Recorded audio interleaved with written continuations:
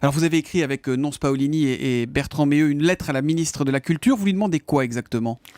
Écoutez, pour prendre une analogie, c'est un peu comme Monaco dans le championnat de France de football.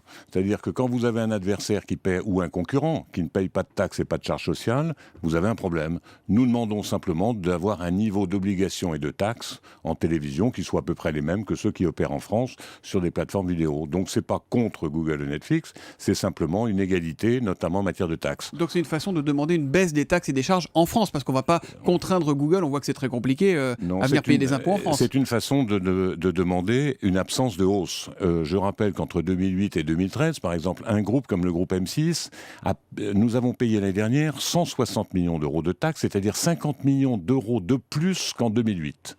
Il faut que ça s'arrête. Là aussi, ça doit être dans le pacte de responsabilité, c'est-à-dire qu'on ne peut pas avoir une hausse continue des taxes de toute nature, soit des taxes sectorielles pour la télévision, soit des taxes normatives comme l'impôt sur les sociétés. Et vous êtes prêt à embaucher vous parlez du pacte de responsabilité, vous êtes prêt à prendre des engagements chiffrés, par exemple, sur le pacte de responsabilité, si on vous dit qu'il faut embaucher à M6, il faut embaucher sur la vente à distance, qui était une des activités du groupe. Je vais vous donner un exemple.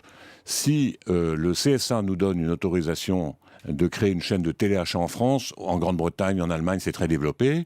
Nous créerons immédiatement 300 emplois et nous pourrons monter à 600 emplois. Nous en prenons la responsabilité. Vous l'écrivez noir sur blanc ? Noir sur blanc. Nous signons, nous pouvons les mettre d'ailleurs dans des endroits tout à fait délocalisés.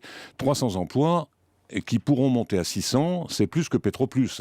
Ce pacte de responsabilité, nous sommes prêts à le prendre en échange d'une autorisation administrative qui ne coûte rien.